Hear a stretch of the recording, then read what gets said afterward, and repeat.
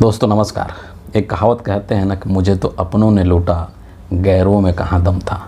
ये कहावत आज अप्रैल 2024 में देश के प्रधानमंत्री नरेंद्र मोदी के ऊपर एकदम फिट बैठ रही है और इस चीज़ का कयास हम लोग बहुत पहले से ही लगाते आ रहे हैं और उस पर एक मुहर लग गई 2024 के लोकसभा चुनाव के जो पहले चरण का मतदान जब हुआ 19 अप्रैल को, और उसका रुझान जिस तरीके से बाहर निकल करके आया, उसको देखने के बाद इस चीज़ पर पक्की मुहर लग गई कि नरेंद्र मोदी जी जो हैं वो अकेले पड़ चुके हैं और इनके बाहर के लोगों को तो छोड़ दीजिए, इनके जो अपने लोग हैं वही अब इनका साथ छोड़ रहे हैं। तमाम ऐसे स्टेट्स जो कि बीजेपी शासित है, जहाँ पर बीजेपी का सरकार है, वहाँ पर वोटिंग परसेंटेज कम हुआ है पिछले बार के अपेक्षा। चाहे वो यूपी हो, एमपी हो, राजस्थान हो, महाराष्ट्र, नागपुर जो कि आरएसएस का गढ़ है, वहाँ से नितिन गडकरी के भी सीट अटकने की बात आ रही है और ये भी जताया जा रहा है कि नितिन गडकरी भी हो सकता है कि चुनाव हार जाए। ऐसी स्थिति हो चुकी है इन तमाम राज्यों में। और जो वोटिंग परसेंटेज जो कम हुआ है, जो मतदाता बूथ तक नहीं गया वोट देने, वो मतदाता, वो वोटर कांग्रेस का नहीं है, वो इंडिया अलायंस के किसी पार्टी का नहीं है, बल्कि वो वोटर नरेंद्र मोदी का है, बीजेपी का है। और इसीलिए कहा जा रहा है कि जो ये वोटिंग परसेंटेज कम हुए हैं उससे सीधे सीधे प्रधानमंत्री को नुकसान है, नरेंद्र मोदी को नुकसान है, भारतीय जनता पार्टी को नुकसान है। और ये बात बीजेपी को भी समझ में आ चुकी है, नरेंद्र मोदी को भी समझ में आ चुकी है कि हवा जो एकदम टाइट हो चुका है। नवनीत राणा, उनका बयान आप सबने सुना होगा। खुले तौर पर उन्होंने कहा कि कोई मोदी लहर नहीं है, कोई मोदी मैजिक नहीं है और हर कार्यकर्ता को अपने स्तर पर मेहनत करना पड़ेगा। उत्तर प्रदेश के अंदर योगी बना मोदी एकदम ठाना हुआ है और यह क्लियर मैसेज है कि अगर 24 में मोदी आ गया तो उत्तर प्रदेश से योगी गायब हो जाएगा। इसीलिए अगर उत्तर प्रदेश में योगी को टिकाए रखना है, बनाए रखना है, तो 24 में दिल्ली से मोदी को हटाना पड़ेगा। तमाम जगहों पर जो क्षत्रिय महापंचायत चल रही है, चाहे वो गुजरात हो, राजस्थान हो, उत्तर प्रदेश हो, लोटा में नमक रख करके क्षत्रिय जो राजपूत हैं, जो कि बीजेपी का एक मुख्य वोटर है, मतलब इसका वोट बैंक है, कैडर वोट है, लोटा में नमक रख कर कसम खा रहे हैं कि इस बार मोदी जी को वोट नहीं दिया जाएगा, इस बार नरेंद्र मोदी को हराना है। सोचिए, तो इसीलिए कह रहे हैं कि नरेंद्र मोदी जो है वो बिल्कुल अकेले पड़ चुके हैं 2024 के लोकसभा चुनाव में। और इसके लिए नरेंद्र मोदी खुद जिम्मेदार हैं। पिछले 10 सालों से 2014 से लेकर के और अभी तक जिस तरीके की राजनीति नरेंद्र मोदी ने की है इस देश में, उससे सिर्फ विपक्षियों को ही परेशानी नहीं हुई है। नरेंद्र मोदी ने पिछले 10 सालों में सिर्फ इस देश के पूरे सिस्टम को ही हाईजैक नहीं किया है, बल्कि इन्होंने भारतीय जनता पार्टी को भी हाईजैक कर लिया है। इन्होंने राष्ट्रीय स्वयंसेवक जो संघ है उसको भी हाईजैक कर लिया है और ये चीज़ पसंद नहीं आई आरएसएस को भी और भारतीय जनता पार्टी के बाकी नेताओं को भी। और इसीलिए अभी सभी लोग यही चाहते हैं बीजेपी के कि नरेंद्र मोदी जो है वो 2024 के अंदर चुनाव नहीं जीत पाएँ। और अब वोटर्स भी उसी लाइन में आकर खड़ा हो गया है। जो नरेंद्र मोदी का, बीजेपी का जो कैडर वोट है, वो भी अब उसी लाइन में खड़ा हो गया कि नहीं 2024 में नरेंद्र मोदी को वोट नहीं दिया जाएगा। ये जो पहले चरण का चुनाव हुआ है और इसमें जिस तरीके के रुझान देखने को मिले हैं, उसको देख करके तो अब गोदी मीडिया का अब रुख भी बदल गया है। गोदी मीडिया वालों ने भी अपने रास्ते बदल दिए हैं और अब उनको भी बदलाव की जो भनक है वो समझ में आ चुकी है कि 2024 में एक बदलाव की लहर बह चुकी है, जो कि मोदी के अगेंस्ट जा रहा है और इंडिया अलायंस के पक्ष में जा रहा है। इसीलिए कभी हाथी की खिचड़ी को भी स्वादिष्ट बताने वाला राहुल कंवल अब देश के गृह मंत्री अमित शाह से तीखे सवाल पूछता है। इसीलिए 24 घंटा नरेंद्र मोदी की चरण वंदना करने वाले सुधीर चौधरी भी अब तमाम तरीके के बातें लिख रहे हैं और एक प्रश्नवाचक चिन्ह के साथ लिख रहेंगे कि ऐसा होता तो बीजेपी को फ़ायदा हो जाता, ऐसा होता तो मोदी को फ़ायदा हो जाता। और अब मोदी को कोई लहर नहीं है ये मजबूरन कहना पड़ रहा है सुधीर चौधरी जैसे पत्रकारों को। कई सारे 8-9 पॉइंट्स सुधीर चौधरी ने अपने ट्विटर हैंडल पर लिखा है। 2 पॉइंट्स मैं आपको यहाँ पर ज़रूर बताना चाहूँगा, पॉइंट नंबर 5 और पॉइंट नंबर 6। 5वें में सुधीर चौधरी क्या कहते हैं कि 2019 में पुलवामा हमले के बाद लोगों में अचानक जागृति आई थी, लेकिन इस बार ऐसा नहीं है। 6ठे पॉइंट में क्या कहते हैं कि राम मंदिर में प्राण प्रतिष्ठा के 4 से 6 हफ्ते में चुनाव हो जाता तो बीजेपी को ज़्यादा लाभ मिलता। और इसके अलावा जितने भी पॉइंट्स इन्होंने इसमें लिखे हैं 9 पॉइंट्स, एक होता है ना कि मजबूरन, है ना, आप कितना भी डिफेंस करना चाह रहे हो लेकिन आपसे हो नहीं पा रहा है क्योंकि स्थिति बिल्कुल उलट है। नहीं तो जिस तरीके से इन लोगों ने लिखी है कि कोई लहर नहीं है, जो 24 घंटा मोदी मैजिक, मोदी का विश्व में डंका बज रहा है, वरना मोदी के पूरे देश में लहर है, मोदी की लोकप्रियता 7वें आसमान पर है। इस तरीके की बातें करने वाले गोदी मीडिया के लोग जब ये लिखने लगे कि कोई लहर नहीं है न सत्ता पक्ष के लिए न बदलाव के लिए, तो सोचिए कि कौन सी ऐसी मजबूरी है और कितनी बड़ी ऐसी मजबूरी है जिसके वजह से इन पत्रकारों को इस तरह की लाइन लिखनी पड़ रही है, इस तरह का डिफेंसिव मोड में आ गए चुके हैं कि मतलब नहीं चाहते हुए भी लिखना पड़ रहा है।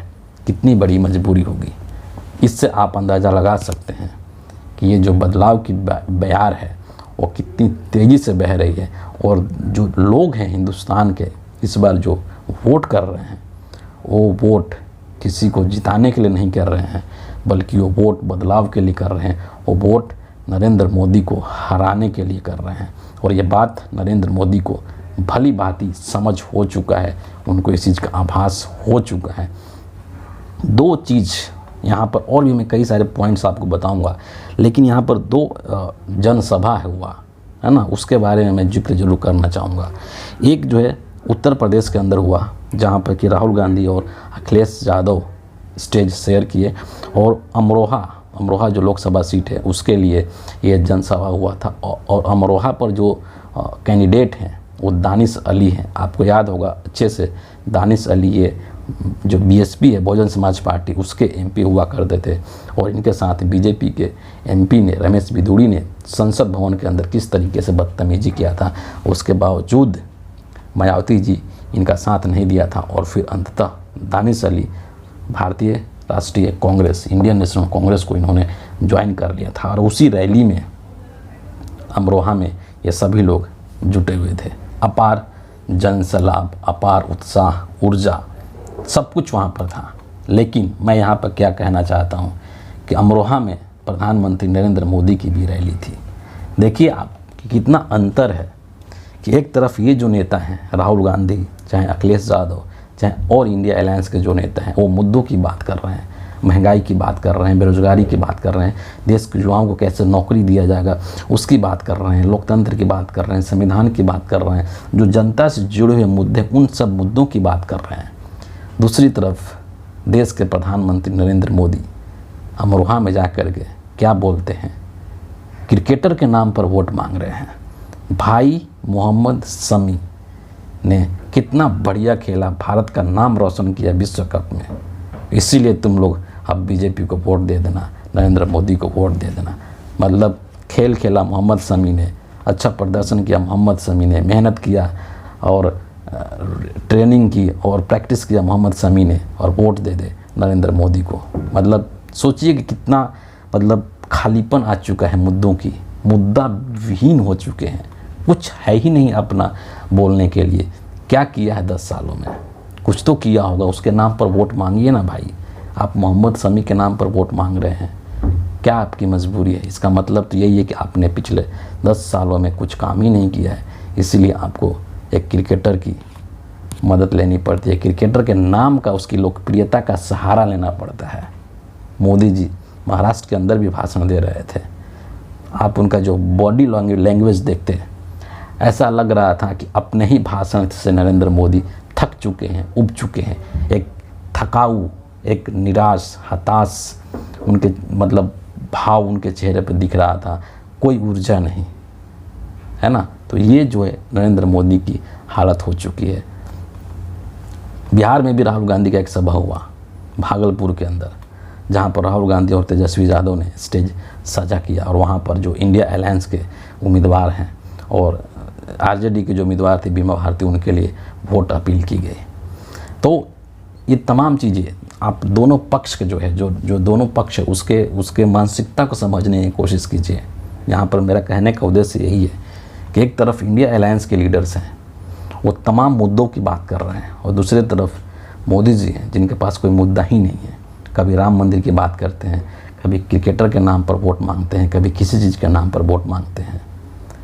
क्राइसिस आ चुका है, इशू नहीं है मोदी जी के पास कि किस इशू को लेकर के हम जनता से वोट मांगे। ये स्थिति हो चुकी है हमारे देश के प्रधानमंत्री का, मतलब चारों तरफ से मोदी जी अब घिर रहे हैं धीरे धीरे। और मैं आपको 2-3 घटनाक्रम के बारे में बताऊंगा। कोई भी मुद्दा इस दौर में मोदी जी ने जिन जिन चीज़ों को मुद्दा बनाने की कोशिश की इस चुनाव के लिए, वो फ्लॉप हो गया।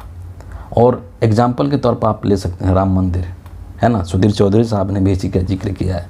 राम मंदिर को खूब भुनाने की कोशिश की, लगातार आदर्श आचार संहिता जो मॉडल कोड ऑफ कंडक्ट है उसका उल्लंघन लगातार कर रहे हैं। राम जी के नाम पर वोट मांग कर, राम मंदिर के नाम पर वोट मांग कर, भगवान के नाम पर वोट मांग के, लेकिन फिर भी इनको वोट मिल नहीं रहा है। सीए का मुद्दा लाया, काम नहीं कर रहा है। भारत रत्न देने की कवायद शुरू कर दी, काम नहीं कर रहा है। नेताओं को तोड़ने की कोशिश की, जयंत चौधरी, नीतीश कुमार, वो भी काम नहीं कर रहा है। लोगों को जेल में डालने की कोशिश की, हेमंत सोरेन, अरविंद केजरीवाल, वो भी फ्लॉप हो रहा है। मतलब जिन जिन चीज़ों को मोदी जी ने मुद्दा बनाने की कोशिश की वो सब फ्लॉप हो गए, उसको जनता ने सिरे से नकार दिया। इतना ही नहीं, मोदी जी ने लोगों को सपने दिखाने की कोशिश की, सुनहरे सपने दिखाने की कोशिश की कि 2047 में तुम लोग सोने और चांदी के चम्मच से और प्लेट में खाना खाओगे। 2024 में जिसके प्लेट में खाना नहीं है उसको मोदी जी 2047 का सपना दिखा रहे हैं। पहले आज का तो देख लीजिए भाई कि आज आपके पास है कि नहीं है। जनता ने उसको भी एकदम सिरे से खारिज कर दिया और मोदी जी की हालत ऐसी हो गई कि अब ये विपक्ष के बनाए गए पिच पर खेलने के लिए बाध्य हैं। इसीलिए कभी विपक्ष के किसी नेता का भाषण का कुछ अंश लेकर के और उसी पर अपना भाषण देना शुरू कर देते हैं। इतनी कमी हो चुकी है नरेंद्र मोदी के पास मुद्दों की। नरेंद्र मोदी का अपना कुछ नहीं है बचा हुआ है, ऐसा लग रहा है। और अब अपनी भाषण देने के लिए भी वो विपक्षियों पर डिपेंड है। विपक्षी के लोग कुछ बोलेंगे तो हम उस पर बोल पाएंगे। अपना कुछ नहीं है, खाली हो चुका है, नील बट्टा सन्नाटा। इतना कमज़ोर प्रधानमंत्री नरेंद्र मोदी कभी नहीं थे अपने राजनीतिक करियर में, जहाँ तक मुझे लगता है। चारों तरफ से, इसलिए मैं कह रहा हूँ, चारों तरफ से एकदम घिर चुके हैं। जो जो दाव चल रहे हैं वो दाव सब फ्लॉप हो रहा है। दूसरे तरफ इंडिया अलायंस लगातार एकता के साथ, मजबूती के साथ खड़ा है। और उसका एक और नमूना आज देखने को मिला जब दिल्ली के अंदर मेयर का चुनाव होना है एमसीडी में, और उसमें आम आदमी पार्टी की तरफ से एक ट्वीट दे करके ये जानकारी दी गई कि 26 अप्रैल को होने वाले एमसीडी मेयर और डिप्टी मेयर चुनाव में कांग्रेस ने आम आदमी के उम्मीदवारों को समर्थन देने का ऐलान किया है। सोचिए कि दिल्ली के अंदर जो एमसीडी का चुनाव होगा मेयर और डिप्टी मेयर का, उसमें भी दिल्ली के अंदर आम आदमी पार्टी और कांग्रेस के बीच में अलायंस हो चुका है। कांग्रेस पार्टी ने समर्थन देने की बात कह दी है। हम देश भर में तानाशाही शक्ति के खिलाफ जंग लड़ रहे हैं और इस जंग को जीतेंगे। खूब कोशिश किया था ना मोदी जी ने, आपने सबने देखा कि इंडिया अलायंस को तोड़ने के लिए एड़ी चोटी का जोर नरेंद्र मोदी ने लगा दिया था, लेकिन कुछ काम नहीं आया। सारे साम दाम दंड भेद सब फ्लॉप हो गया।